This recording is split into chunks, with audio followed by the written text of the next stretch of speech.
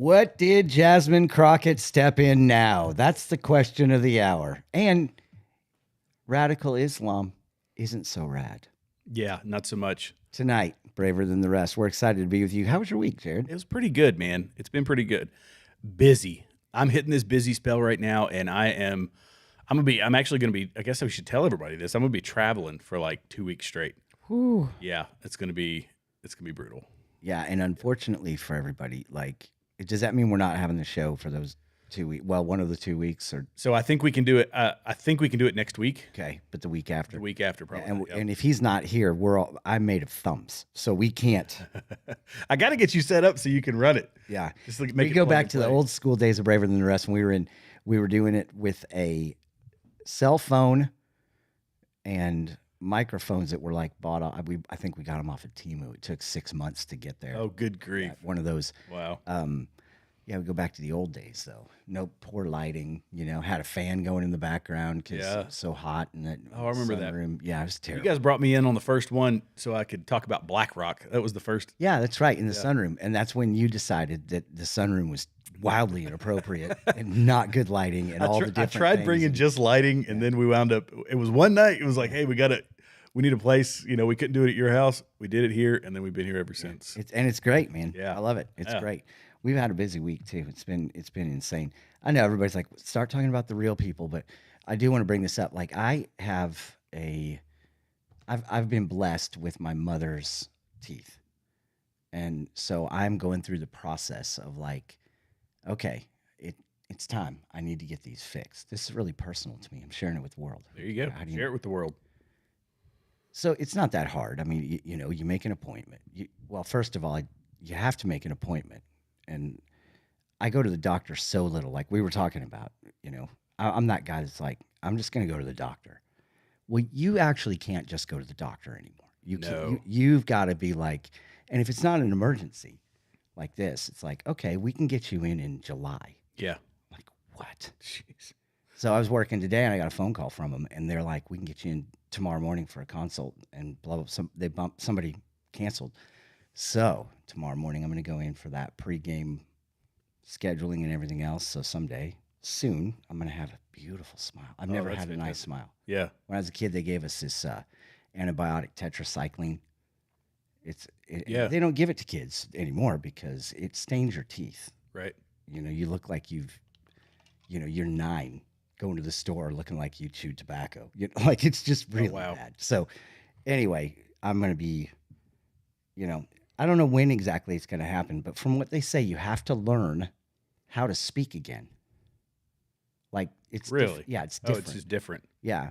So I don't know how that'll all sound or how that's going to play out, but that's my life. That's what's going on. But here's the thing: no matter what happens, and no matter what wagon we fall off, Jasmine Crockett falls off a worse wagon. Yeah. I'm going to bring that up here in a second. I put it just on you because I had the cameras flipped. So when I was looking at you, I was looking in the wrong direction. Yeah, There you're we go. good. You're good. There we go. Got to produce the show too. The Yeah. Congressman Jasmine Crockett, just out and out made fun of somebody in a wheelchair who happened to be the governor of Texas. Yes. So Whoopsie. she's facing censure for calling Texas Governor Greg Abbott Governor Hot Wheels. This is what she said. She said, y'all know we got Governor Hot Wheels down there. Come on now. The only thing hot about him is that he's a hot blank mess. Did you see the videos, by the way, of her before she became a congresswoman? Oh yeah, Soft-spoken, very sweet. articulate, very kind. Yeah, now all this. she's like rolling down the street, smoking Indo, sipping on gin and juice. Yeah.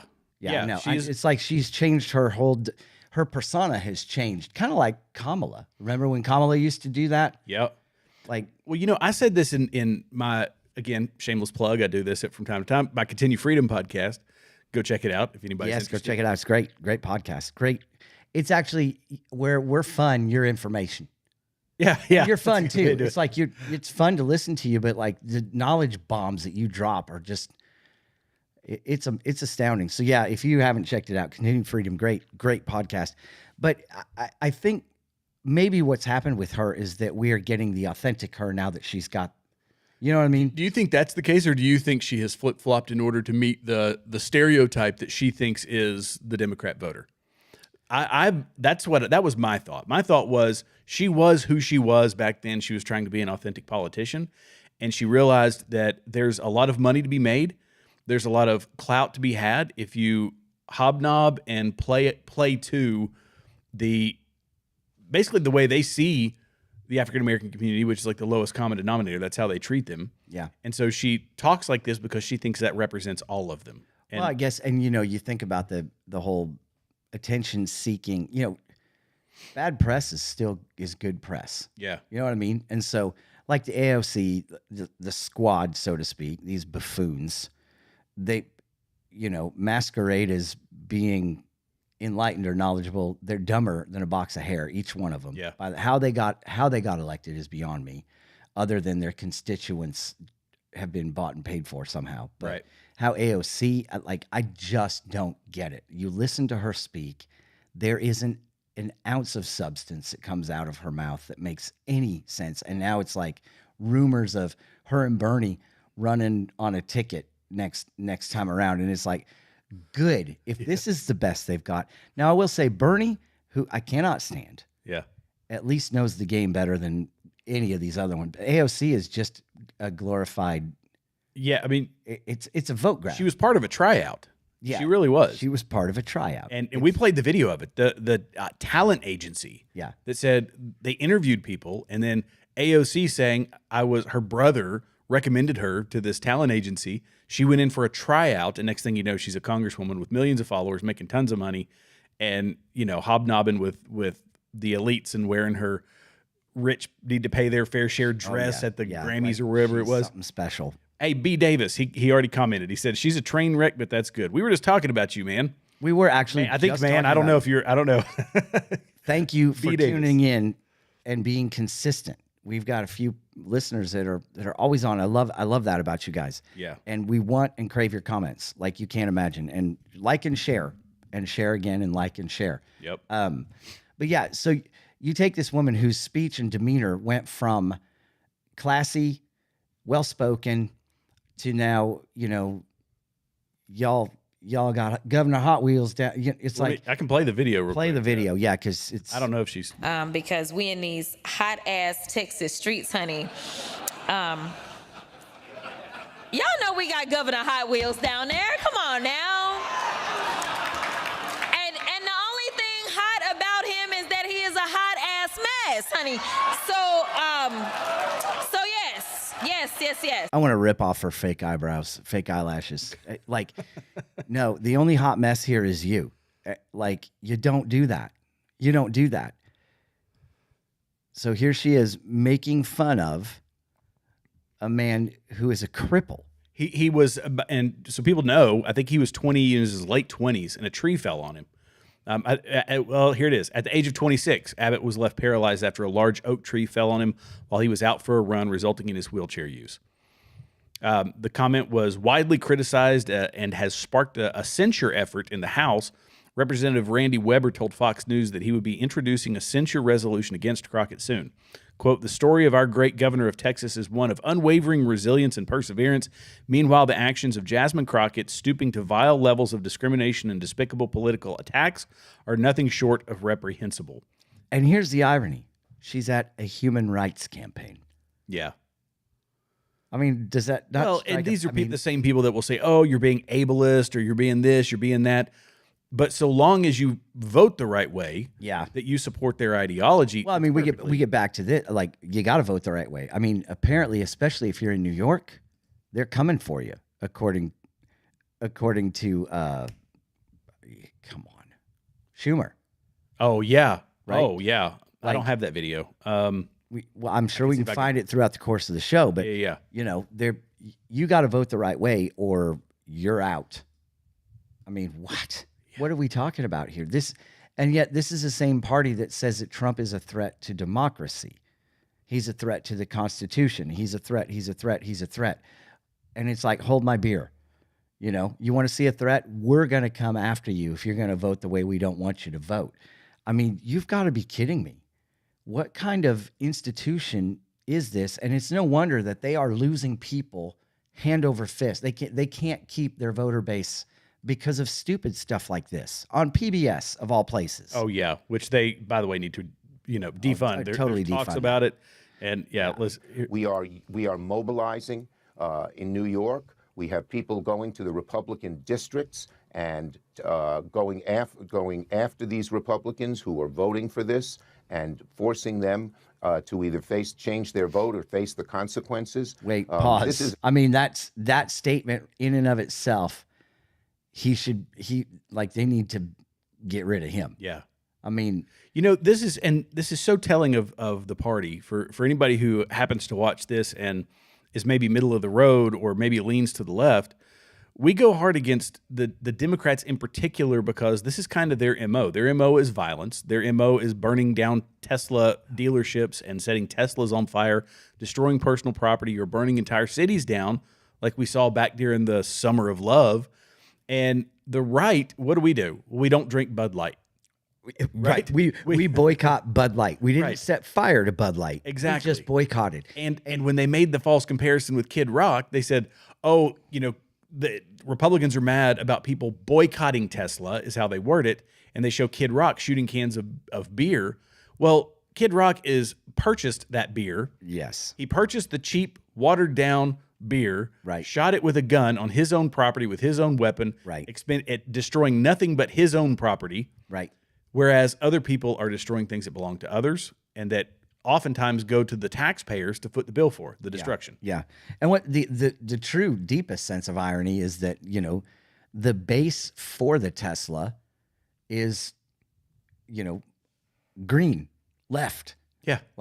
So you're going to go destroy the thing that you're fighting. So it's so ironic because you fought so hard for the earth, and now you're going to destroy the very thing that you fought hard for because it doesn't agree with your political slant. Right. And that's really all it is. You can't have discourse. You can't sit down and talk about it. It is all about it's all about your wants. We become so self-centric and so narcissistic as a culture that I'm first in every aspect of everything that I do.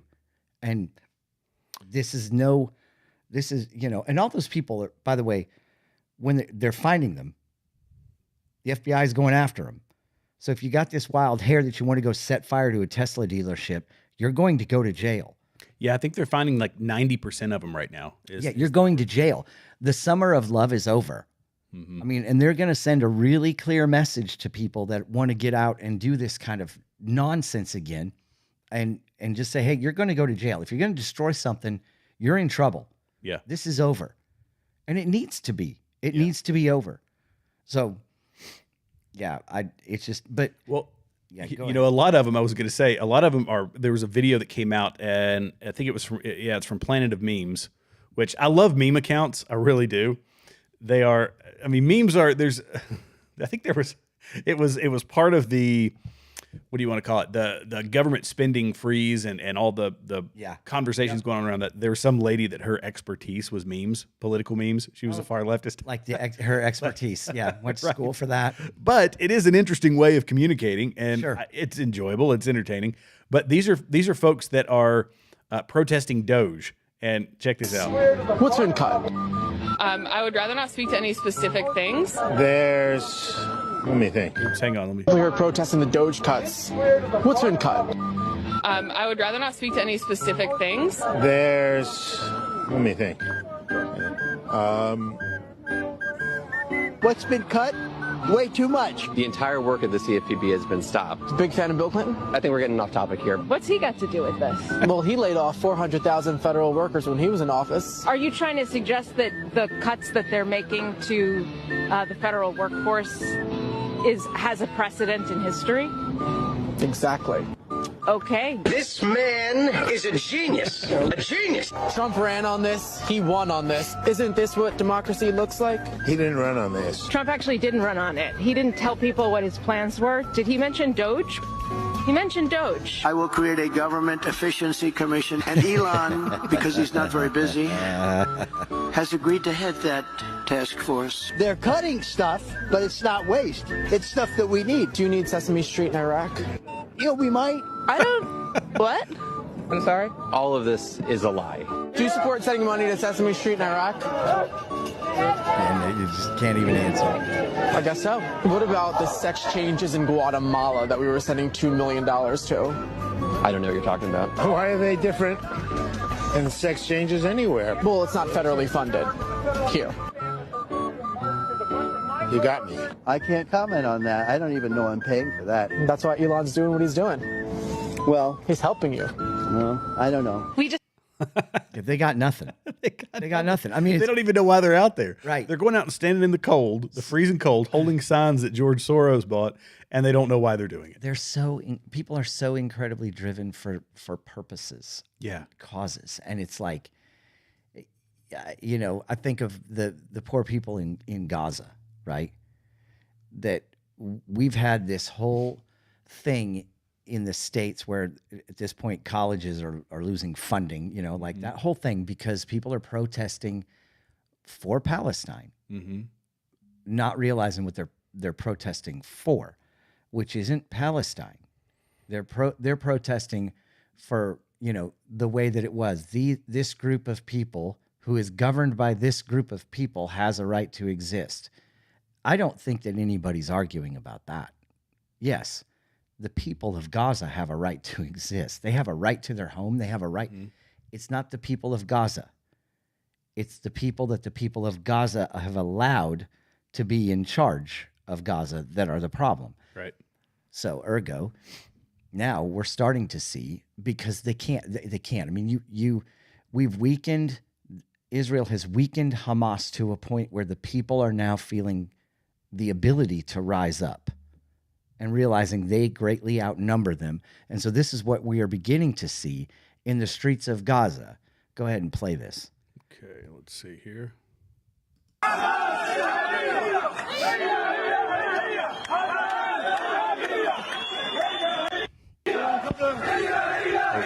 These are all men of fighting age who are saying Hamas are terrorists. Now, you know that they would be put to death a month ago, 6 months ago, whatever it was, right? Yeah. They wouldn't have the opportunity to do this, but they are beginning to rise up and try to take back what the enemy has stolen from them, so to speak. That's a good thing. Now, the hard part of it is that we know, because Islam teaches, become friends with people so you can stab them in the back, right? Mm-hmm. So how many of those guys marching were actually part of Hamas marching against Hamas? That's a good question. That is a good question. Yeah, I mean, and they vote. I always go back to the fact that they voted in Hamas. Hamas has won the elections, and they bought the hype. And then it's like any dictatorship, right? Once they get in power, the only way to get them out of power is strong arm them out of power. Strong arm them, revolution, which sorts. And Israel is trying to overthrow Hamas and destroy Hamas. But at the end of the day, it's like this in a lot of places. We did it. We did it against the most powerful military and navy in the world at the time, and navy arguably. I think that Spain, somebody can correct me if I'm wrong if you're a history guy, but I think Spain had a more powerful navy. But still, it was the most powerful global force on Earth, and we were, farmers. 16 colonies. Yeah, we were just a few colonies, and fighting them with our muskets, and we wrecked shop on them. Other people have the opportunity to do that. They could do that. And yet we say, well, we'll do it for you, and we'll use American taxpayer dollars to do it.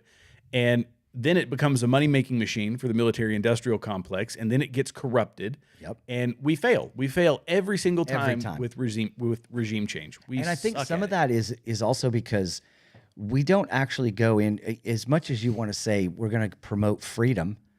No, we're not. I mean, we're not. When you find out that we're sending, when DOGE finds out that we are sending money to the very same group that we have tried to get rid of in Afghanistan, it kind of makes your blood boil a little bit. Oh yeah, we've been lied to. I have friends that for those that don't know, I deployed 3 times to the both Afghanistan and once Iraq. Wasn't enough. He loved the food so much. The food was so fantastic. I decided to go back again and again. Yeah. And I have friends that lost their lives in Afghanistan, friends that lost their lives in Iraq. A lot of them lost their lives when they came home because of the toll of that 25-year-long war. And we were trying to build democracy. It was a democracy building effort in a place where that just doesn't compute. It doesn't compute with their culture, and it definitely doesn't compute with the faith that drives the bulk of them. Right. So it was a futile effort. I went into it, eyes a glistening that, I'm here to spread democracy and I'm here to rebuild the country. And when you talk to people like in Iraq, they said, well, yeah, technically it was better under Saddam. And I'm not saying that Saddam, it's a whole nother argument about whether or not we should take out Saddam or not. And he was a ruthless dictator. But when Saddam was in power, their electricity stayed on a lot longer than when we were running the country.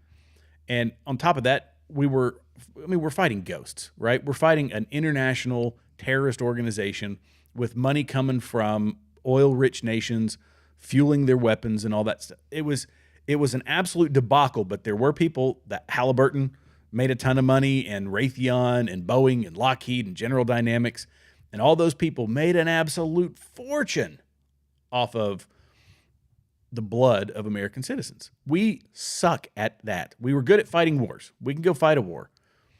But rebuilding a nation? Yeah. Well, we are good at fighting a war. However, the rules of engagement keep us from actually fighting a war.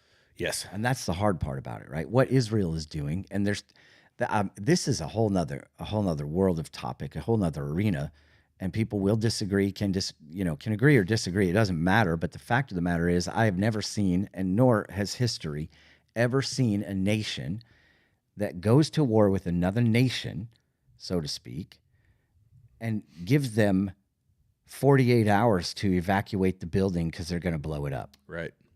This is like, you're telling us you're coming. There is no ambush here. There is no, there's no surprise. It is, we're coming. This is where we're coming to. You've got this much time to leave. I mean, you can't get more civil in war than that. Right. Which is ridiculous. Yeah. And it puts them at a disadvantage, but huge. They also know, I think Israel knows, that they're going to be more heavily scrutinized than anybody. The number of, not censures, but like admonishments in the UN. Oh, they're going after them for war crimes. They've been doing it for years. Come on. And I'm not saying that they've done everything right. I will never say that. Part of it is because it is war, and the people that are criticizing them don't understand war. Some of them are saying that, the deliberate targeting of women and children. I have a hard time believing that. I haven't seen any evidence of that, but people say there is evidence that exists, for that. I don't know, and I can't speak to that. But what I can speak to is what you just said is, yes, they do leaflet drops. They do cell phone notifications. They go above and beyond to try and avoid civilian casualties. And when we get the civilian casualty numbers, people never like to mention where those come from. Yeah, which is coming from the Palestinian Authority. It's coming from the people that want the world to believe that there's this many, casualties. So, yeah. But it does give me a little bit of hope to see the people of Gaza rising up. I don't call them Palestinians because Palestine isn't a real thing, right? The people that are living in Gaza are rising up, and it's good to see because the government that they've been under has been oppressive, and hopefully they don't vote the same way again. And I would just say this: don't vote your religion, because that's what you're going to get. And that's the problem with that culture, is they're always going to vote their religion, right? And they're going to get what they get. Yeah, because in Iran, the theocracy that runs Iran. Yeah, but isn't it wild, and kind of almost dovetailing back to people like Jasmine Crockett? Isn't it wild how when we talk about the wars, whether it's in the Middle East or in Russia or wherever, that party has now become so? They have a bloodlust, is what it really feels like. It does. The Democrat Party has a bloodlust for conflict. It does. You're absolutely right. And when I was growing up, when we were younger, you're a little bit older than I am, but just a little bit. But when I was younger, it was like Republicans. It was all about war and Desert Storm. And they were the warmonger part. Yeah.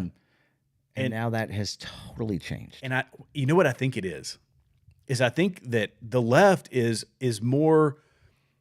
There's been an awakening on the right, on the conservative side, where we're admonishing our politicians. But on the left, They follow them on social media. They love them and they adore them.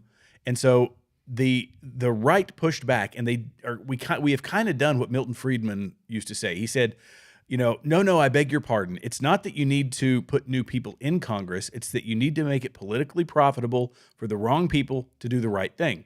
And that's really what I feel like we've done with Donald Trump. Yeah. And with the new wave of conservatives that have come up. Agree. I would agree with that, because we clearly, the faces some have changed, but by and large, you've got the same faces, but we're holding them, their nose to the grindstone, so to speak. We're saying no more. Yeah. And we are not going to make it politically. You're not going to get any stars politically by making these votes, by making these choices. It's actually going to be detrimental to your bid for reelection, all the way down to, I don't care how much money they're going to throw at you, because that's what it's come down to, right? They're buying votes. They've persuaded entire populations based on votes. But now, with all this stuff coming out, you kind of sit back and go, wait a minute, I'm not voting for you again because you did X, Y, and Z. Mm-hmm. And you're like a wolf in sheep's clothing. We know what you're doing. Well, and it's accountability, right? Yeah. This is Elon Musk has been, love him or hate him, he's not perfect by any stretch. He's been a searchlight. Yeah. But he's also been the guy saying, look, I've got billions of dollars at my disposal, and it only takes, a few million to primary somebody. I'm willing to primary people who aren't following the mandate that we voted for, that Donald Trump is trying to deliver. And that's us actually holding politicians accountable. On the left, it's the exact opposite. They think that is that is horrific that you would ever consider primarying a Chuck Schumer or a Nancy Pelosi or, for the longest time, Dianne Feinstein. Right.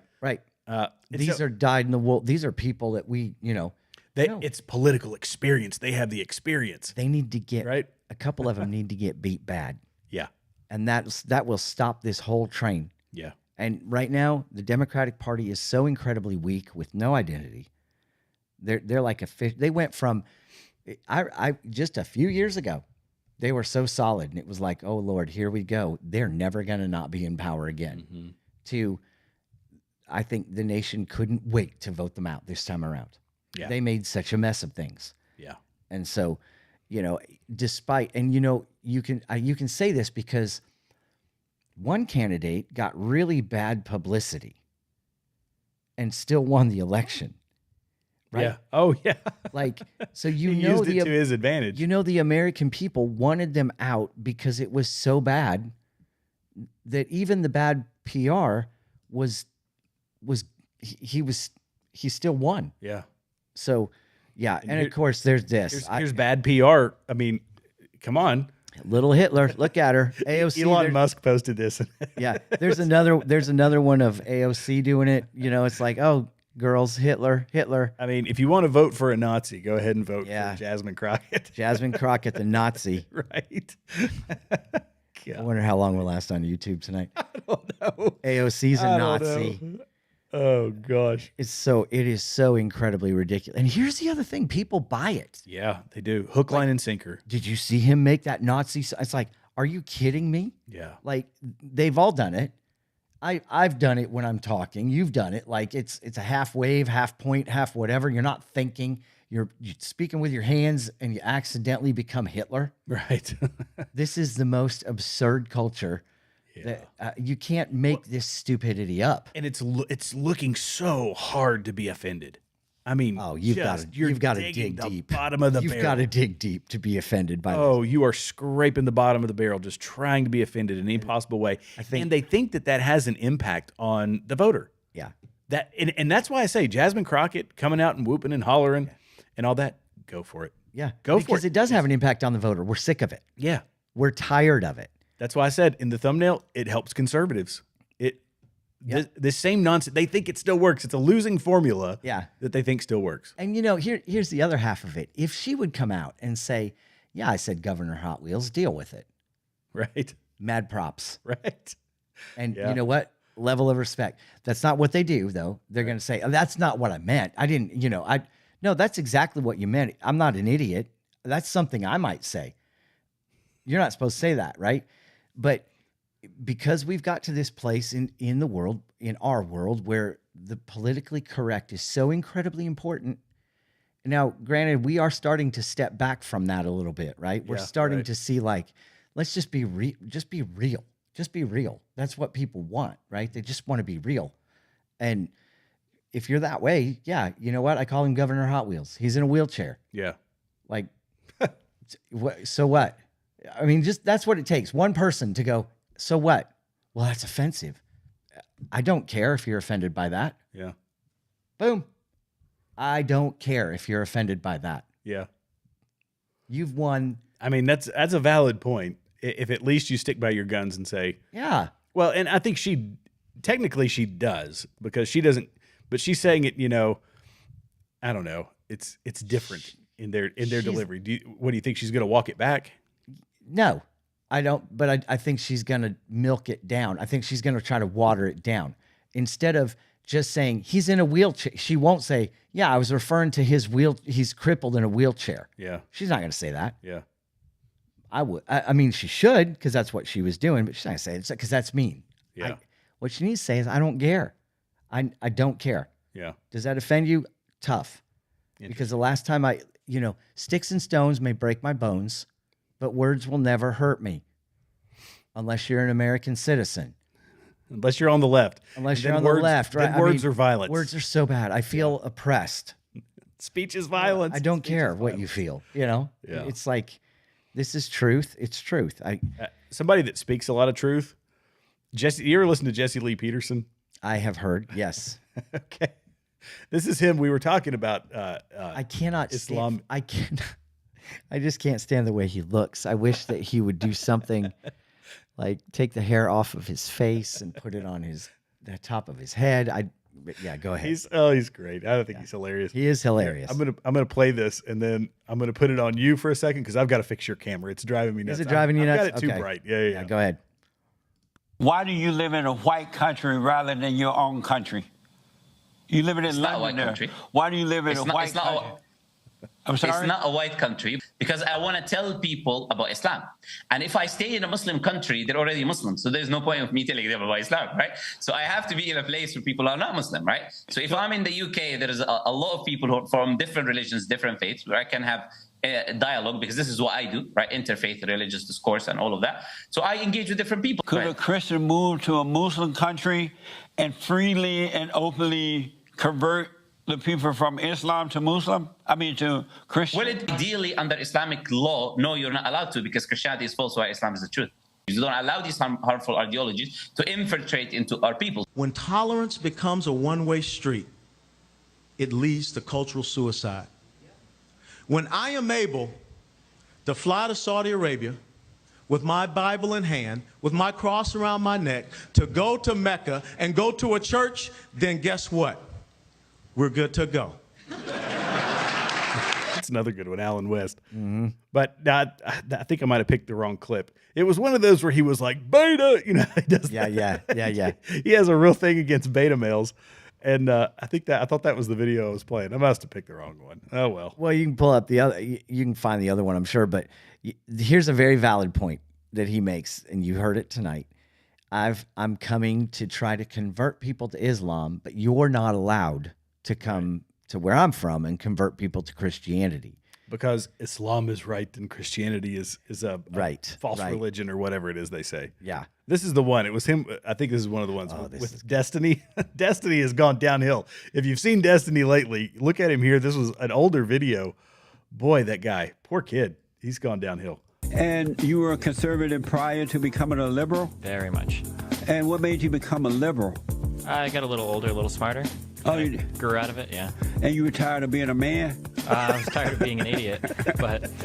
So you woke up one day, you know what, I'm tired of being a man. I want to be a liberal. I think there are plenty of men that are liberal. Not real men. You really think so? Men who are liberals are betas. Boom. Look at his face. It's so true. I can't. Yeah, he's funny. You got to give it to him. Yeah, he's pretty funny. He's funny. But you think about like that clip, the prior clip about Islam is, I cannot get to this enough and speak to the American people enough, because what we are seeing is Paterson, New Jersey becoming Little Palestine, where the government structure, the police department, where the Palestinian flag on their body armor, right? In Paterson, isn't it? It's Paterson, New Jersey. I've got just that a mess. I've got that clip. And so you see this stuff happening in our nation, and when you realize that the agenda for Islam is to literally outbreed the other population, to make as many converts as they can, so that they can impose Sharia law upon any culture that they infiltrate. And when you look at it as a war, it very much is a war. It's very much it actually is a holy war, where they are trying to overthrow nations and kingdoms. England is a hot mess. You know, I heard somebody talking about this, that they say, the first nuclear country you're worried about, Iran, you're worried about, this country, that country. And they say, no, the UK is going to be the first nuclear armed Islamic country. Yeah, at this rate. That's a very valid point, because nobody's watching for it. No. And that's part of the tenets of Islam, right? Is you take over portions of a country, you get involved in the government, and you turn it into I think it's 10%. If they can get 10%, right? That's 10%. the goal. 10% to be vocal, 10% to be imposing their will upon the rest of culture. That culture will fall in line, because it would appear or feel like such a great majority are saying, hey, this is what we want. But here we go. Paterson, New Jersey. I've been to Paterson, New Jersey. There's no reason to go to Paterson, New Jersey, but I've been there. And here's what we've got. Look at this police officer, A. Jones, in Paterson. طبعا اسمي أديب كناس أنا أصلي من فلسطين مواليد هاي البلد وهي بشتغل بشرطة باريسون. اللي لفتني أنا بلباسك أو الزي الرسمي حاطط علم فلسطين، يعني فاهمين كيف؟ فيك تحكي لنا شوي يعني ليش حاطط العلم؟ فيدباك من الزملاء تبعك لما شافوا هالعلم؟ طبعا احنا بنمثل طبعا أصلنا، طبعا أهلي فلسطينية، أنا فلسطيني، بعشق بلدي كمان فلسطين. That's it right there. That's the one of the key points. I love my country, Palestine. Bro, you were born in America. Yeah, you're not Palestine. No, that's you denounce your country of origin when you isn't your country America is the question. Like, you're born here. You just said you were born here, but I love my country, Palestine. No, right. That's not it. That you've missed the mark. You're wrong. Yeah. Sorry, and you're fired. Yeah, right. You can't. You have a gun. That'll never work for us. Yeah. You know. You want me to keep going? Yeah, go ahead. فيك تحكي لنا قديش صار لك مع الشرطة بباترسون وشو اللي خلاك يعني تنضم لشرطة باترسون؟ هلا أنا داخل بالسنة الثالثة مع الشرطة، اللي خلاني أنضم إحنا عندنا جالية عربية كبيرة. نعم.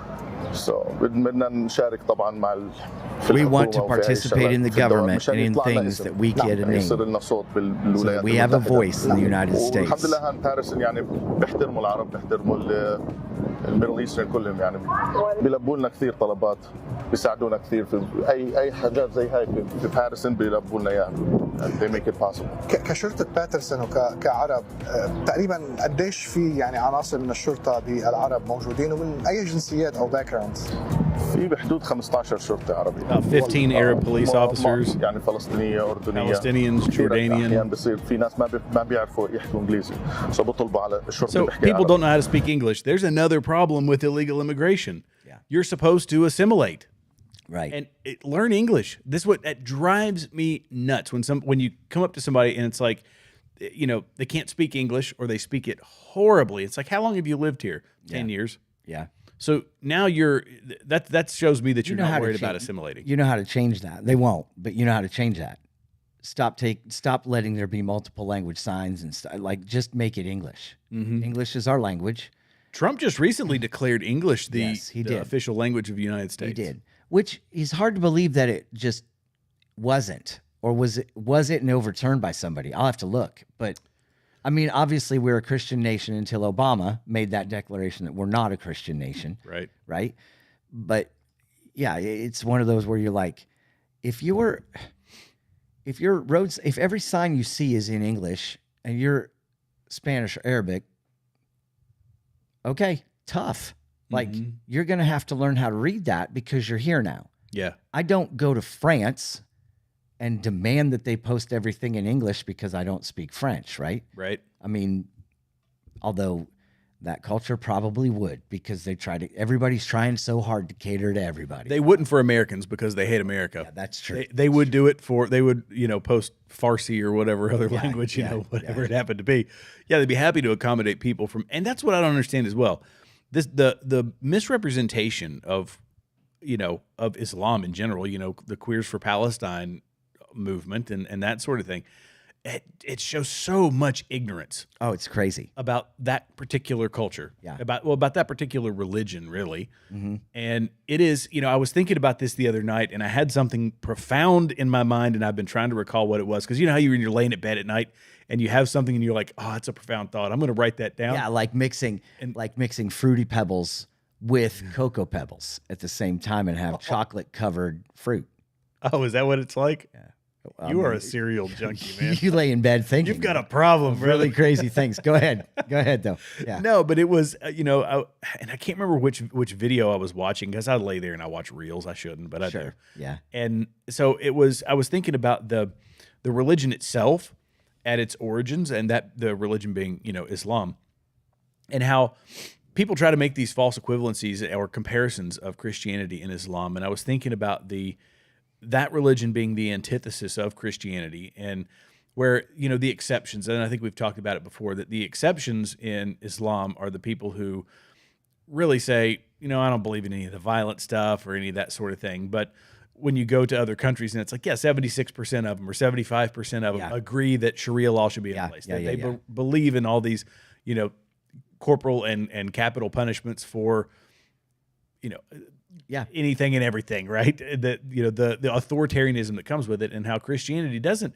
It tells us to do that by personal choice, that we have an option to do that. And like we've talked about with Frank Turek, God's not making you do those things. Our God isn't making you do those things, right? And it's not by force; it's by choice, because God wants us to choose to love Him, right? And He loves us too much to make us spend eternity with Him if we want to know Him and reject Him, right? If you want to, He loves us too much to force us to spend eternity with Him. Exactly. And I think it's interesting because you bring up a point. You're talking about what we would refer to as like nominal Christians or nominal. But here's the thing. I don't know. You're either Islamic or you're not. Mm-hmm. I don't know that there's such a thing as nominal, because you're forced into jumping through so many hoops in that religion. Mm-hmm. The prayer, like all the different things that you have to do. Yeah. That I don't know if you can be nominal. You can say you believe in Allah, but that doesn't make you a Muslim, because you're not practicing it, right? Right. So you would consider that, like, to them, I don't think I think you're almost like a borderline infidel if you just don't participate. Does that make sense? It does, but I knew people in Iraq. There was a guy that I'm thinking of in particular who, when everybody around was praying and they were doing their thing, he would do it, but he also was selling liquor under the table and had brothels all over the city. So I mean, he's here's the point, because it is a works-based religion, right? Yeah. I mean, all the way down to, like, you really want to get there, you've got to do some horrible things, and you got to die a martyr. I mean, basically, that's the highest form. Yeah. That's about works. I'm pretty sure there's no grace involved there. That's about works to a point of death. Right. Right.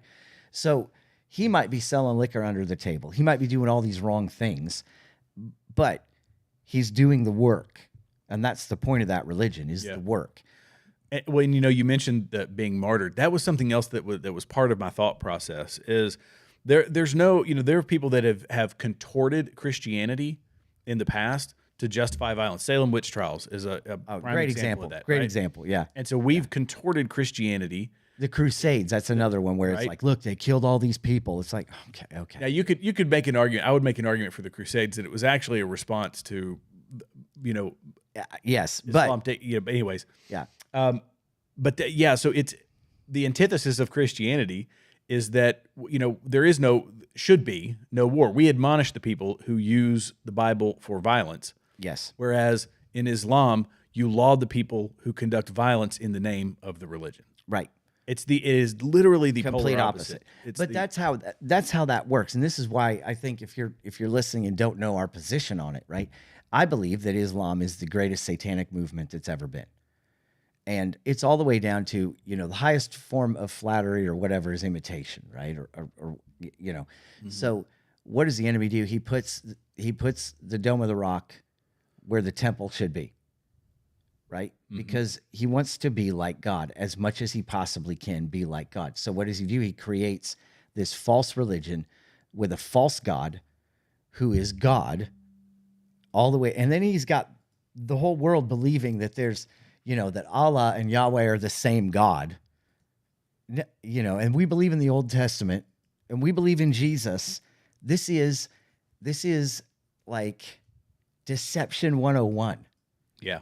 I've actually got a decent video clip on this. Yeah, go for it. Let me see if I can get it to size correctly. I mean, I like his mustache.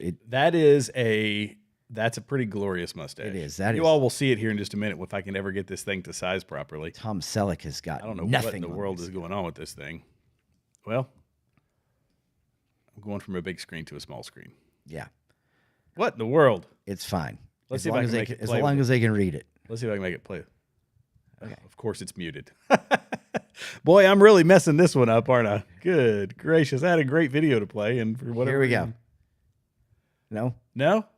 No. Oh my goodness. And we could just read them all the that'll never do.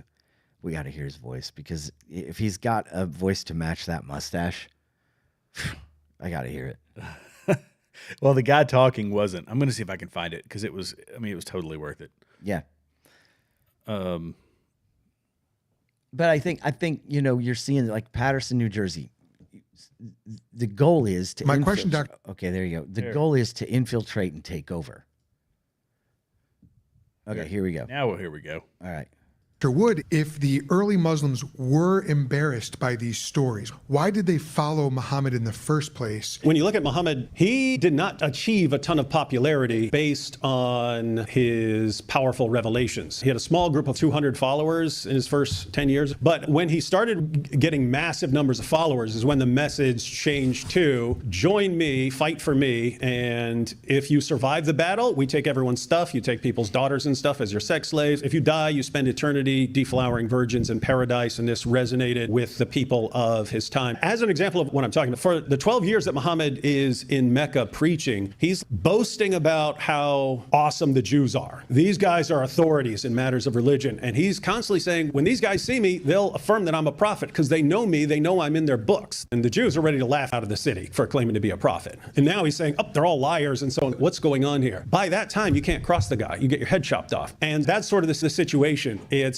if you get enough people around you, then it becomes increasingly difficult to be the guy who steps up and goes, you're messed up, dude. You get your head chopped off. And this goes for anyone, not just Muhammad. If you can somehow get a big enough mob who are ready to mindlessly kill over anyone slightly disagreeing with you, you very quickly get uniformity of all agreeing with this guy. Sounds a lot like Calvin. Yeah, after you said that last week, I was reading some stuff about it. I was trying to figure it out. The only thing I found, though, was that he agreed with, there was one particular trial. I got in a lengthy conversation with ChatGPT, of all things, about Calvinism and the different denominations of Christianity and all this stuff. I literally sat here and chatted for like half an hour with ChatGPT, and it kept asking leading questions. I love that. That's great. You got a new friend. I'm just saying it's going to destroy the world, probably. Yeah. So okay. So you look at the history of Islam. You look at how it started with 200 followers and how it just keeps ramping up, right, till he gets a big enough group of people that nobody can disagree with him. And yes, he started out by saying that the Jews are going to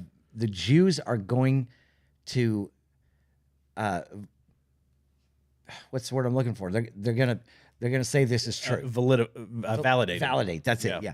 The Jews are going to validate me as a prophet. Well, he knew they weren't, but they were pretty far away, especially at that time. They're going to validate me as a prophet. They didn't, but by that time he had enough people that we're just going to go ahead and disagree and behead you, right? So this becomes problematic because the people that are following him at that time, you think about how they had inherited so much wealth and power and women and all the things. And these men are like, I'm not going to turn my back on him. I'm much better off now than I was while I was herding goats, Yeah. And so they just stayed with it, and it's grown and grown and grown and grown. The problem is that hasn't changed. That message has not changed of, if you disagree, you shouldn't exist. You either fall in line or you're done. Now they've watered it down and tried to make it a kind, appealing religion. Well, and there's pieces of it that talking about giving alms to the poor, and it's great. There's certain things that they kind of hide behind. The big question is, like, what if that poor person doesn't agree with you? Are you still giving them alms, or does that alms become a sword? Yeah. Those are the loopholes that nobody wants to ask, because we're all afraid of being politically incorrect, right? We don't want to offend anybody, but no, I want to be pretty offensive here, because if your religion teaches you to kill somebody, then your religion is awful. Oh, well, Christianity tells you to kill. No, it doesn't tell you to kill people. Well, in the Old Testament, God killed people in Sodom and Gomorrah. How do you do that? Well, that's a little different, and there's a lot of deep theological things that you can get into with why that happened. But for average listeners and for an hour, we don't have that kind of time. Yeah. But the truth of it is Jesus gives us a really, really simple answer to all of it, and that is, I'm going to die so you don't have to, right? And I'm not going to tell you to kill people because they don't believe in me. I'm going to tell you to love people until they do. It's an opposite message. It's a complete opposite gospel. Yeah. Right. So yeah, but go ahead, because we've got a lot more breaking news that's happening. Got more stuff to cover here. I don't know how we got on that. We do that sometimes. All the time. We'll find a rabbit hole. We'll dig down into it for a little while.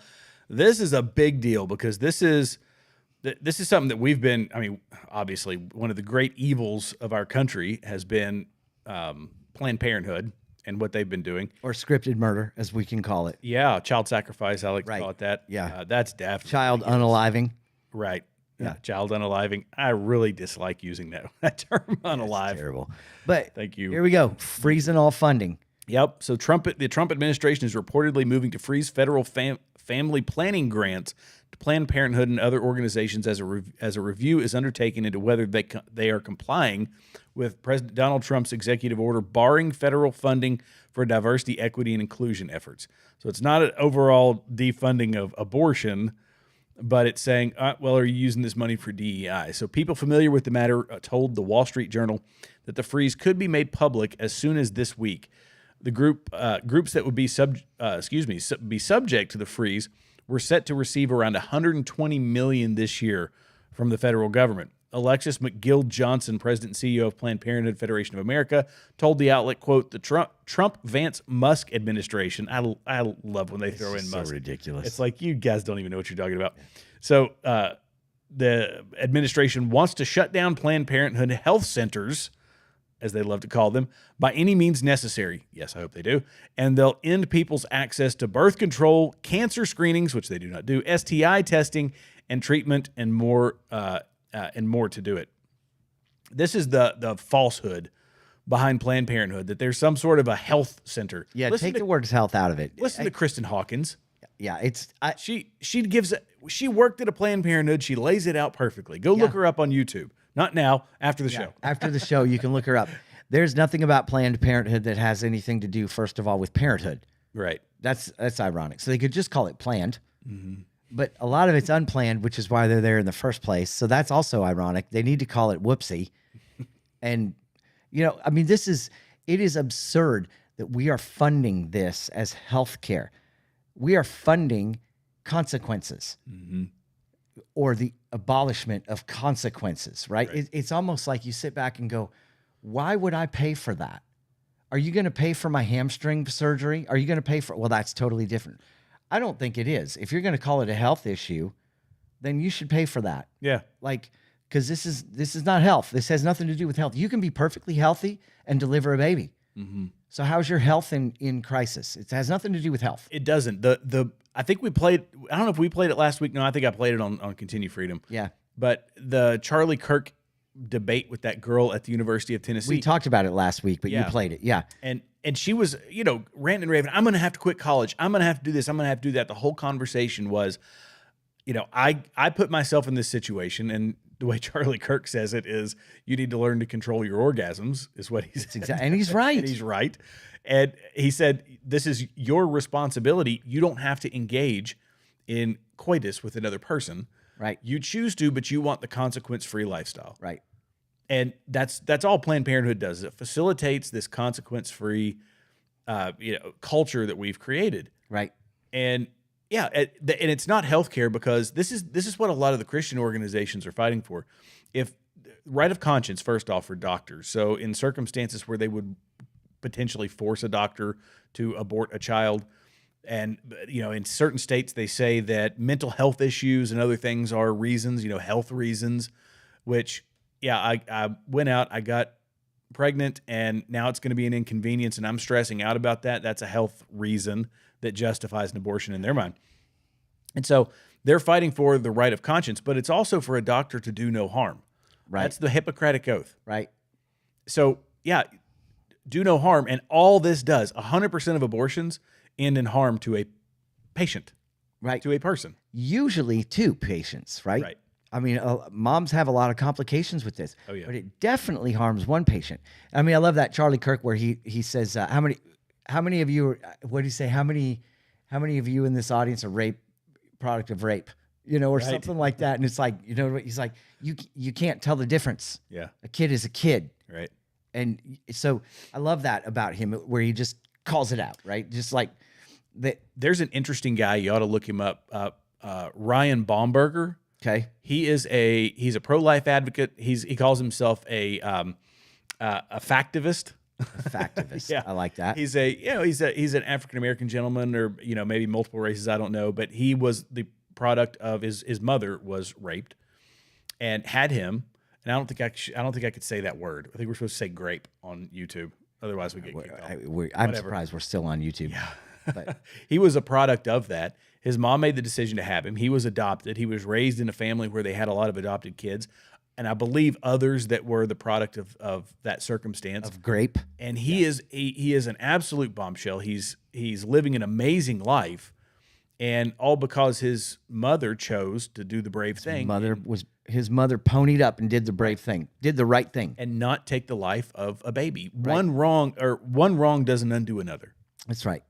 And that's a common, argument that people make. And it's I find one of the best ones, that you don't undo an evil by committing an evil. That's right. That's just it. That's just it. And people would say, well, what about the death penalty? That's an evil for an evil. No, that's justice. And the two people, one person was innocent, and we are punishing the person for taking the life of the innocent. It's a consequence. Right.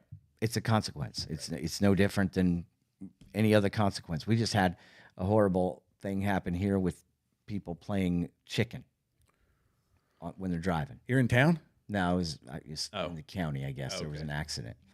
Well, it's sad, it's terrible, but it's a consequence of playing chicken with an automobile. Right.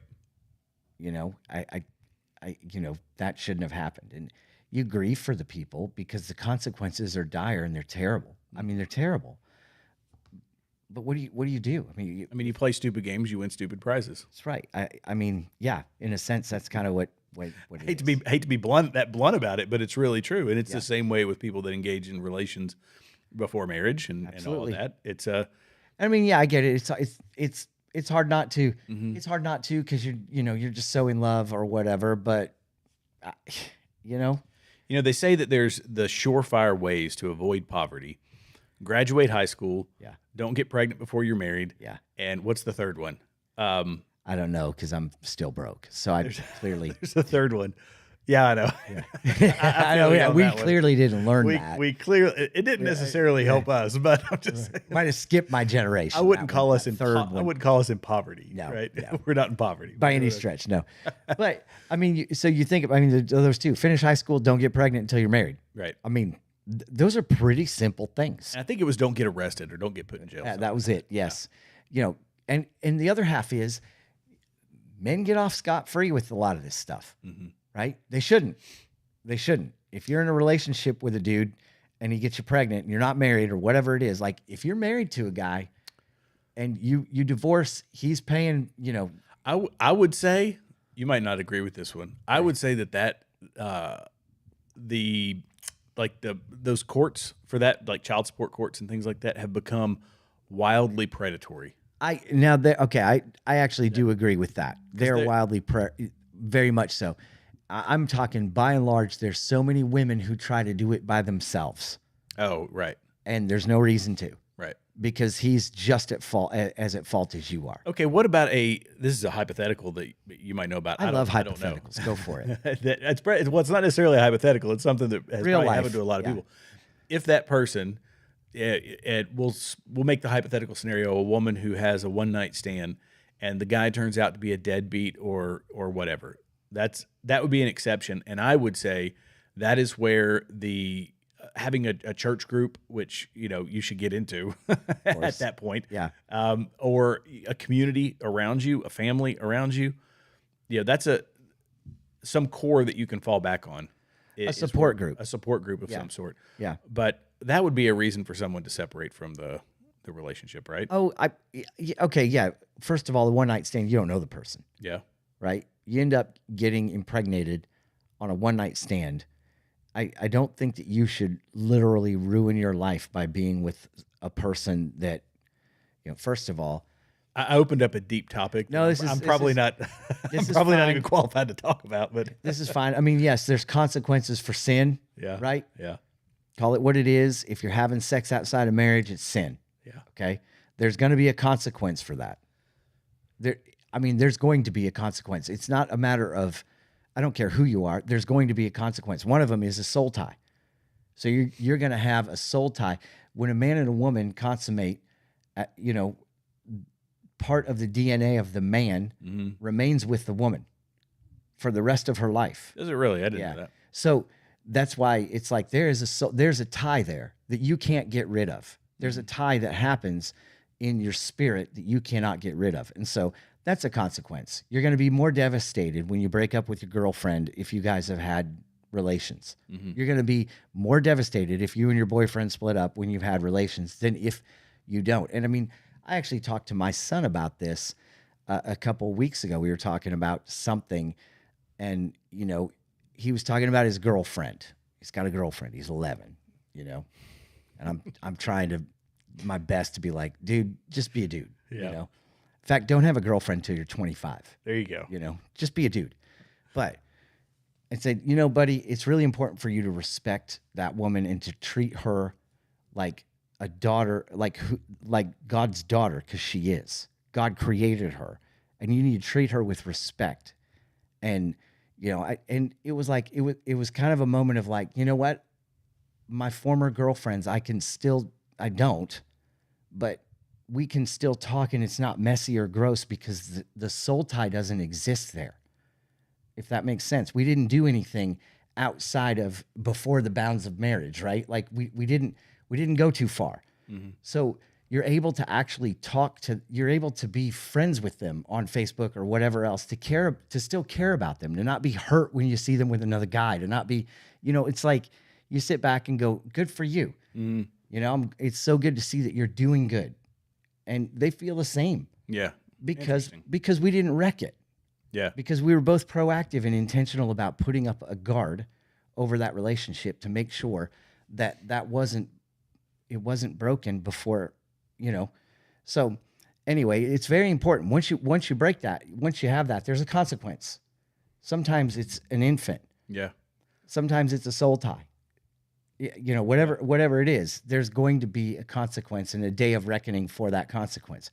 I do think that if you get stuck with a deadbeat guy after a one-night stand, you shouldn't feel like you have to hitch your wagon to that person because you made a mistake. Mm. Two wrongs don't make a right. Right? Right. So, yeah. However, I will say that if there is a shred of hope in that you need to prayerfully consider it. Yeah. So, but yeah, Trump, even if he does freeze it, so even if he freezes it based on DEI, the funding, still freezing the funding. Well, they're getting, I think $500 million is what they've been getting typically in a year, which is just, come on. It's more than I make. Yeah. So yeah, freeze the funding. Did you hear was it today that Russia came to the table with an agreement about shipping lanes and power plants that they're not going to hit. They're not going to bomb power plants. And I didn't see that. Yeah, I think it just happened. Let me see if I can see something on it. Yeah. No, but Trump did say he's going to put a 25% tariff on cars made outside the U.S. I saw that one. There you go. He has hit these tariffs. I'm still waiting for the effects of them. I think there's going to be temporary discomfort. This wasn't on the agenda, but I just happened to see it when I was looking for the thing on Russia. But, there's going to be some temporary discomfort. And I don't know. I think in the meantime, he's given us some cool stuff. he's releasing a lot of data. Mm-hmm. I haven't seen anything. We talked about it last week. I haven't seen much from the JFK files.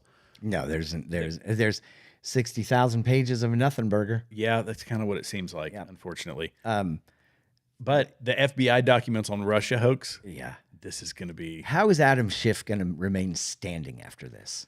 Well, so he was one of the ones I think that got a pardon. Yes, he did. And they're now contesting the pardons because they were done with an auto pen. Yes, they were. Some people are saying that the signature looks more like Joe Biden's, not Joe Biden's. Doesn't matter. It's done by an auto pen. It's not his signature. Exactly. And the law is pretty clear on it being done specifically by the president. Yeah. So some of the pardons were actually signed while he wasn't even there. He wasn't even there. Yeah, I know that. Yeah. So, but yeah, and hopefully Adams is one of them because this is going to wreck a lot. First of all, this is going to come out and it's not going to be anything new to the people that have paid attention, and the conspiracy theorists are going to be like, yeah, we already knew this. Yeah. I mean, big deal. But if this gets let out to the rest of and I hope it does, mainstream media is not going to pick this up. This is the nail in the coffin to the Democratic Party. Or people simply don't care. They just hate Trump so much that this isn't going to bother them, that they did the wrong thing to try to get at a politician. They're not going to look at the law, the Constitution, nothing. It doesn't matter. We just hate Trump. Right. And so good for them. He actually said this. He said, this gives the media the right to go in and check it. You probably won't bother because you're not going to like what you see, Trump said on Tuesday. Mm-hmm. This was total weaponization. It's a disgrace. It should never happen in this country, but now you'll be able to see for yourselves, all declassified. Booyah. But this being declassified is weaponization to them. Right. It is. And that's you're ironic. Just going after your political opponents. Right. This is the sickness that we're having, right? Yeah. He's going after his political opponents. What he's saying is look at what is happening. We are so divided that there cannot be civil discourse. There cannot be disagreement. There cannot be, you're going to be the most investigated person in the history of government if you come out and stand up against them. Well, Steele, what was his first name? Steele Dossier. From the Steele Dossier. Yeah. He was on Piers Morgan. And he was on Piers Morgan with, oh, goodness, who was it? I watched it, and, Natalie Winters. Okay. And Natalie Winters she's hard-nosed. She's from Steve Bannon's War Room. She's the new White House correspondent. She's like 25 years old. She's super young. Okay. But she is a spitfire. And she crushed him on Piers Morgan. It's like, how could you show your face on to the public? You're here on one of the most widely watched TV shows. Right. Have you no shame? Right. Right. Well, no, he doesn't. Lied to the American people. He doesn't. Yeah. And the fact that, yes, Hillary bought, the Hillary campaign had a big part in purchasing this. It is sick. And how that woman is not in jail for so many different things is beyond me. Well, I think statute of limitations is probably going to be a part of it. It is now, and yeah, all that, absolutely. It's the political, it's the two-tiered justice system, or the three-tiered justice system, really. We don't get those same advantages, but yeah, that's how she stayed out of jail. She was one of the chosen. That's just Yeah, I do love this though, that he's declassifying that stuff. Keep it coming. Yeah, I'm all about it. We're going to see what we get out of that. It's probably a little bit. It's not going to be the nothing burger that the JFK files were. I'm still waiting on Diddy. I'm still waiting on Epstein. Yep. There's a reason that they're slow tracking this to release it. I know that they've said they want to. And so far, this is a government that has actually made good on its promises, which we're thankful for. Yeah. They want to release that stuff, but there's a reason they have not, and it's going to be an interesting reason.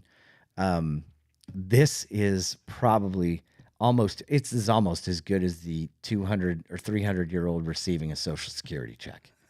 Yeah. 11-year-olds gave under 11, $330 million in loans. The SBA did to children under 11. Would you believe that I went when I first came off active duty? It's been 10 years now, but I came off active duty and I wanted to start a business and I was looking for some funding. I thought, I can get some grants, I can get something. Because of my melanin and because of my chromosomes, I could find absolutely nothing to help me start a small business. Really? Every single thing was aligned with different chromosomes, different nationalities other than. So if you were female African American, no problem. Oh, there was you're a white male, they're not going to fund you at all. So anyway, but to learn that they're giving them to kids under 11, I think that is a good thing because just black girls. That is starting entrepreneurship early, right? SBA. Yeah. Musk said that the youngest was a 9-month-old who got a $100,000 loan. That's a very precious baby. He said that's a very precocious baby we're talking about here. Yeah, that's I mean, good grief. You can't make this stuff up. It's terrible. $330 million in loans to children under 11. Think about all of the SBA stuff that is just $330 million in loans to children under 11. That's definitely illegitimate. What about the rest of it to the 35-year-old who's out there, using the small business loan to buy a new truck for his, I can't stand it. I can't stand the government, the abuse that people do. Well, and it's, again, I will continue to say it because I need to put it in perspective for people. When you wake up in the morning at the crack of dawn, you're tired, you go to work, you work and work and work to provide for your family. The government takes 25, 35, 40%, whatever it is, of your money out of that paycheck. So you look with a saddened look at the end of your 2-week pay period at how much money you've got. That whatever percent they took, this is the kind of stuff they're doing with it, and that should bother everybody regardless of their politics. Well, unless you're a Democrat, right? I mean, it should, but it doesn't. They don't seem to come because here again. If it was anybody else doing it, they'd be cheering.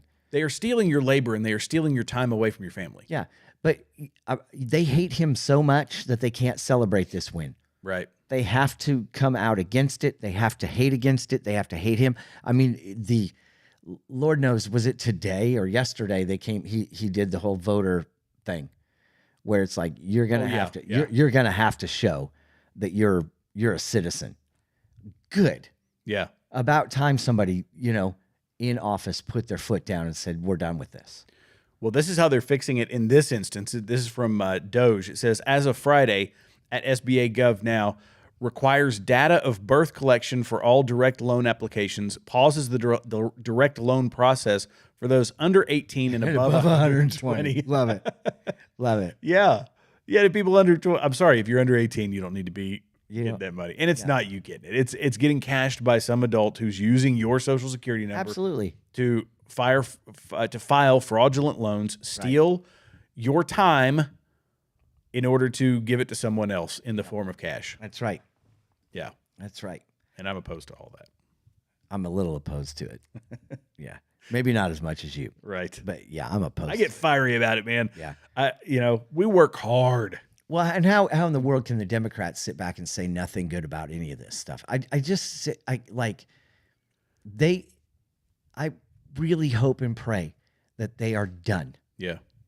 As a party after this. Something else there has to be some offshoot or something else crop up because the reputation of the Democrat Party is only holds value to 15 to 20% of the population. Right. And it's the wild radicals that... Because the Democratic Party is no longer the Democratic Party. Right. Right? I mean, they're so far gone that they need to change their name. I don't know. I don't know what else to say. I mean, you look at what they're pushing for agendas and everything else, and it's just like, no, you guys are done. And the people have spoken. Like, They don't hear the voice. They don't hear their constituents. They're not listening. They just refuse to listen. And you know what they haven't pushed back too hard on is one man, one woman. Like we have two genders. They didn't push back as hard on that. Why? Because they understand that is a fraction of a percent of the populace that's struggling with that. And so, yep, they might be very noisy, but really that's not going to kill our voter base to say nothing about that. Yeah. If they really cared about you, they would be speaking out against it. But I haven't heard them really speak out against the two gender policy because they know it's unpopular. Yeah. They're not entirely politically inept, but I think that that's one that is, it's obviously people like Riley Gaines and folks like that with the transgender movement have really made some serious headway, and they can read the tea leaves and say, okay, I get it. So we're not going to, this isn't a hill we're dying on. Yeah, we're not dying on this one. Meanwhile, they pretended like they would. And that's what gets me is like, you got to feel kind of left behind by your people because when the rubber meets the road, they're not standing up for you anymore. Right. But it also shows just how fake.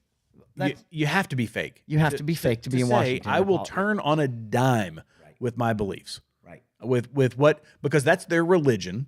They don't, some of them. So I guess I shouldn't question where somebody sits with their faith and all that. But some people claim to be. No, that's not true. And yet it's okay to judge by your fruits. You're known. Yeah. And if you're going to lie to everybody, right, probably not a believer. Right. But yet they really set politics as that's their real guiding light. What are we doing as a society? What are we doing politically? And to turn on it on a dime would be like a Christian one day saying, you know what? I think today, because it's popular, I'm going to go to the Satan temple, the Satanic temple, and just, check out a service. I'm going to go out and club baby seals. Yeah. Or whatever it is. Like, it's this whole like, out of the same mouth proceeds both blessings and cursings. This shouldn't be. So they speak one way and they act another way, or they speak. This is the problem that I have is they speak both ways depending on who they're speaking to. Right. And that's where it gets a little bit dangerous. But thankfully, the news media wasn't doing it. This time around, social media did. Right. Right. So you got to hear the double speak because people be like, wait, you said this back then. And this is why, Twitter or X and all of that stuff were people's news source for this last election cycle because you were able to pull up this stuff and go like, wait a minute, that's not what you said. I remember you saying something different. And so this is the problem that they have is the double speak. It's the no, I'm this for this group. I'm going to be that for that group. When you can see people speaking cordially that in the news media hate one another, you sit back and go, wait a minute, do they really hate one another? Or are they kind of like, Yeah, because they'll some people will talk about they're sitting there at each other's throats on TV, and then they're going out and having a beer with each other, after the show's over. But I also think that it's in a positive way shows the consistency the consistent messaging and worldview and everything that's been built around the right. We differ on a lot of things. We disagree on a lot of things, but at our core and our core principles are very much in line. And it's I guess a unifying message that you could say that the right has, and it's just much more palatable to people. But I've been happy to see that more people, if you really get down to the nitty gritty, they do align with the conservative worldview, and in a lot of ways, even though they might not be Christian, they align with a lot of the things that we believe make us Christian conservatives, right? Which is our morals and our moral foundation. People may not know it. It's the inherent thing that I feel like God built into us, right? They follow that as well. They're like, yeah, okay, I get that. I don't, not all of it, but I do get that. Yeah. And I do have, there's a lot of people that I know and respect that have really skewed viewpoints of Christianity because they're looking at the historical tragedies that Christianity has, the Crusades, all this stuff. And you sit everybody back, brings that one up. Yeah. They have to. I mean, and I don't think any true believer would be like, yeah, that was right. I think in that season, in that time of history, there wasn't anything right. I mean, it was like, this is hyper it's hyper spiritualized, hyper politicized. Everything was, whoever the ruler was next to God, and it just became it wasn't a healthy spiritual climate by any stretch. Let's just go there. Right now, if you ask a Catholic, they are very well versed in the Crusades, and they'll explain to you why. Oh, absolutely. Crusades weren't it was just a response. While some things may have been done wrong, but however, okay, they're gonna try to argue that point, but Jesus would say something else. I'm sure. But I guess it was where the Knights Templar, eventually the Illuminati and all that stuff. Oh yeah, all that great stuff. All that good stuff. We got the Ark of the Covenant. There you go. We got an eyeball on top of a pyramid on our dollar bill thanks to the Crusades. Yeah. Do you follow the rabbit hole that far? If you can follow the rabbit hole back far enough, you'll realize that your banking industry and your education and just about everything that you hold dear is tainted deeply. Yes, it is. So, and that is like, we could go into, we could goodness. pick one and do a whole show about it. Yeah. We need to do I know you've mentioned it before. We need to do some real deep dives. Yeah. Yeah. I'd be afraid though. I think this is part of the problem with that though, is that people's attention span doesn't really stay. So it's like, if I'm going to tell you that we're going to dive into the Jesuits or we're going to dive into the Illuminati, we're going to dive into this stuff, I think people would glaze over and be like, I don't know if I can follow that. Y'all can let us know in the comments. Would you like to see us do a deep dive? Yeah.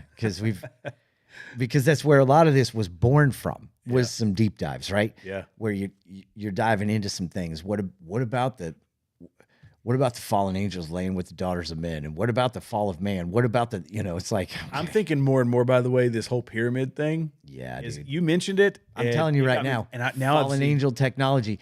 And I've even seen that the Earth's frequencies resonating, it's a power plant that powered the world. Like I don't know how that would all work, but my feed, ever since you said that, and then I started searching some stuff, is starting to fill up with people who are saying this is Nephilim, fallen angel, technology, all that sort of stuff. Oh, before they were saying it. Yeah. Yeah.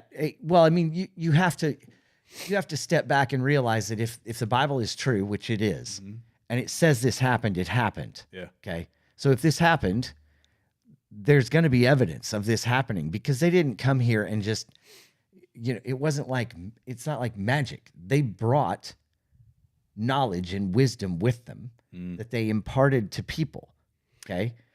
And you look at something like that and go, we can't do that today. Yeah. We can't make that today. What is that for? I mean, the stones that are in some of the stones that they used, we can't lift today. How did they do it? Oh, I don't know. Giants that existed, because they did it. And they were able to fit these stones together perfectly. And you can't tell me that they rolled the stones, because then it's like, well, how do they get the wood out of there? Yeah. Well, they lifted it up. You can't lift that.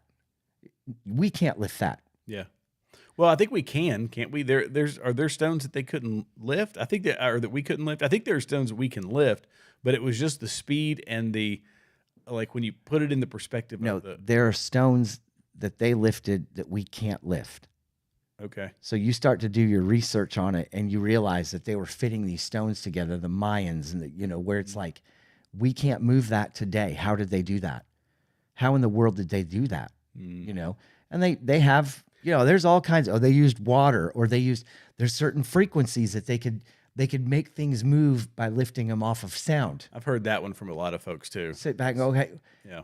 Okay, let's say that that's true, which it might very well might be true.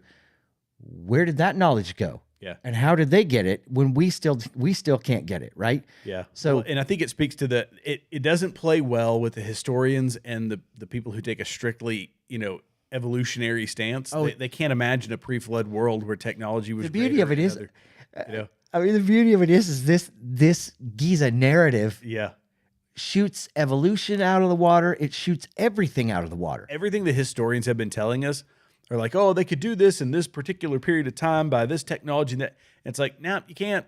It's all over. Yeah, you can't do it. It's all over, which points to aliens. Right, which is what they'll say. That's what they're going to say. Aliens. It's the aliens. They came down. And doesn't that take I thought this is another thing I thought about when I was watching some of these videos on, Nephilims and fallen angel technology and all this, being used, whatever. That doesn't it take, and that's here on earth with historical reference in the Bible, right? And if the resurrection of Christ is true, which there were hundreds of witnesses, 400 witnesses to him rising, people saw him. That we have historical evidence, more so for him than certain philosophers that we've read about, right? Yeah. So we've got historical reference. We've got archaeological evidence. With Christ, historians don't argue it. No historian will argue it. Right. No. It's a fact. Absolutely. Yeah. Go ahead. So all of that, and that is, people will still say, no, what is more likely is that a gray-eyed, a gray body, wide-eyed, odd-shaped creature flew from another galaxy, thousands of light years away, landed here on Earth, and moved around rocks, and then what, left? What takes more faith? That's exactly my point. It takes so much more faith to say that, oh, no, it's a technology that is, But here's the thing. Thousands of years. Well, it would have had to been more than thousands of years because of the amount of time they would have had to travel. So you're talking about... Yes, we talked about that too. Yeah, the whole time thing comes into play. Billions of years. It's like you've got so much faith to believe in aliens when you've got a Bible here that talks about the spiritual world and... Literally talks about this very thing. This very thing. This very thing.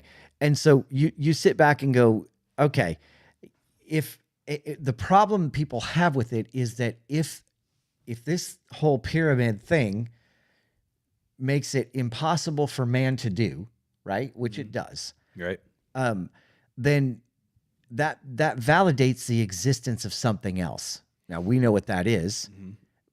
If you choose to believe what the Word of God says and has talked about long before any of this evidence appears, right, then you have to believe that the Word is true.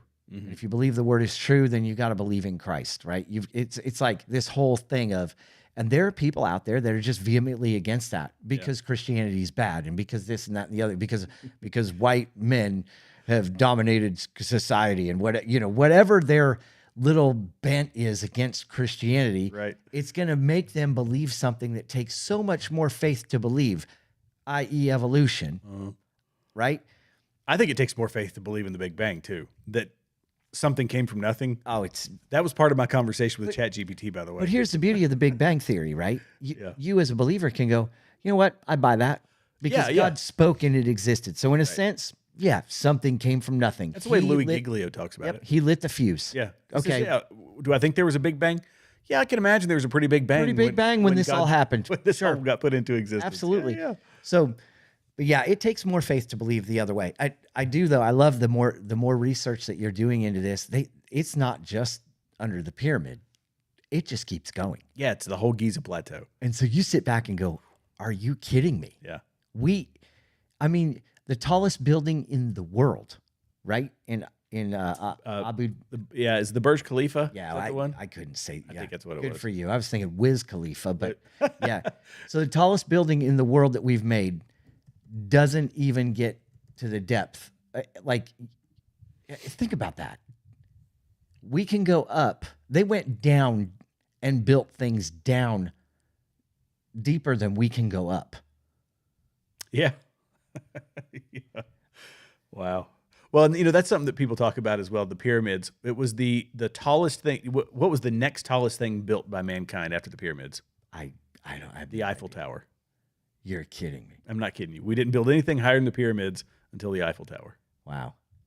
Isn't that a cool bit of trivia? That is a very cool bit of trivia. So what? We built these monstrous things out of stone and then didn't build anything. Then we said, we're good. Yeah, said that's high enough. Well, we don't need to do that again. Anything higher than that. No. Probably it was so hard that we were like, we don't need to do that again. Or they say that was a lot of work. I'm going to go thatched roof. That's my thing. Yeah. I'm doing a hut from now on. That pyramid nearly killed me.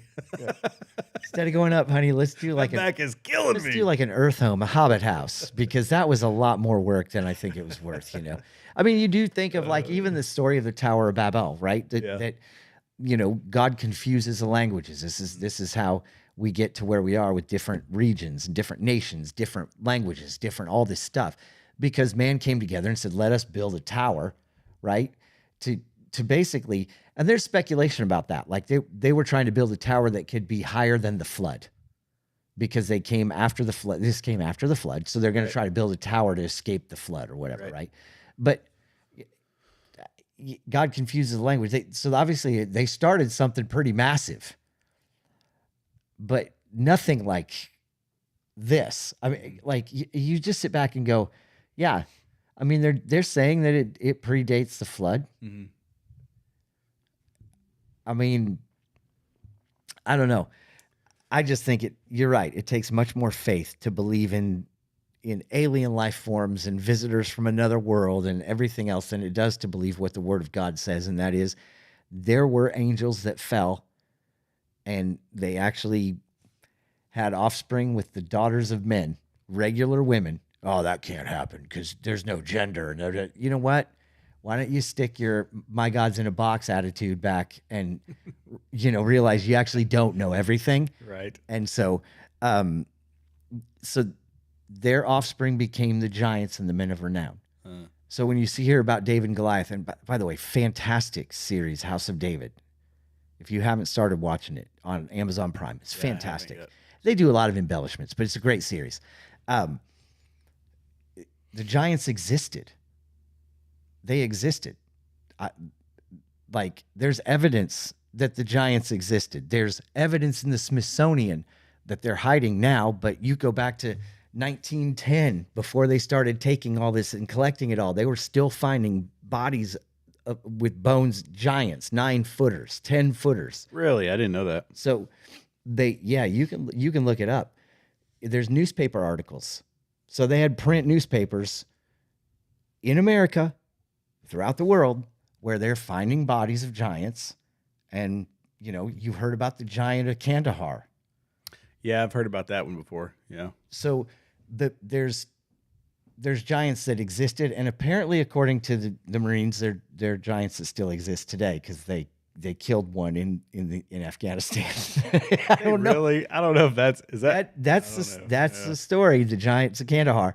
So where they sent out a recon team or something, and they never came back, and so they sent out another one, and they found the bodies and found the stuff at the entrance to a cave, and then a giant came out and attacked them. Read on that one. You can look it up now. Yeah, it's amazing. So anyway, if that's true, which of course everybody's sworn to secrecy, because once again, that shoots the science narrative right in the face. Like, you can't have the science narrative of evolution and everything else if you've got this thing, this anomaly that doesn't agree with it. It's a problem, right? So we just got to silence that so everybody falls in line and believes things that are not biblical. It's just it drives me nuts. So that stuff was real. It happened. Mm-hmm. And the Bible tells us that there were giants before the flood and there were giants after the flood. And so who's to say that, you've got a couple of big dudes that can lift some weight. I mean, think about it. You got a 40,000 pound excavator. Well, if you got a guy that can lift that, however big he is, you got two of them, get on each side and move it like a sofa. Pretty sure those boys can probably handle a big rock that the excavator can't, So anyway. Interesting. Yeah. We're past 10:30, buddy. We made it. We made it. Thank you guys for hanging with us. We appreciate y'all. Yeah, buddy. And if you haven't done it, be sure to hit us up in the comments, hit us with a like, definitely subscribe. So we forgot to mention that at the offset. We did. Like and subscribe. It's free. Tell your friends to like and subscribe. Yeah. We missed Ben tonight. Usually we've got a third party, sometimes even a fourth party. Yeah. I was going to mercilessly give Ben a hard time. Yeah. I didn't do it. No, it's okay. We miss you, buddy. Yeah, we do. He brings a lot of good things to the table, a lot of conversation. In fact, tonight I was going to let him run the whole show, but we didn't. So, but yeah, if you have comments, please give them to us. We do like to respond. For Tristan, I am still working on like a t-shirt design that's going to make your head spin. So stay with us. I haven't forgotten about you and forgotten about our t-shirt. You say it, we got to do it. We just got to do it. I've just been so incredibly busy. Yeah, it's been wild. But we appreciate you guys tuning in, and please like and share. Always like and share and comment, because that's how it gets our little our little ticker up, like we get more and more. I did like, it's funny. Somebody watched us on Rumble and told me they couldn't believe we had ads. I'm like, what are you talking about? Like, oh yeah, you guys have ads like throughout your whole program. There's ads. Are you making money off of those ads? I'm like, I don't know. No. Yeah, I don't know. Not that I'm aware of. Yeah. If we are, it's not a whole lot right now. I mean, I'd like to. We'll get there. Yeah. Yeah. So anyway, as always, keep your eyes to the skies. Our king is returning, braver than the rest. Have a great week.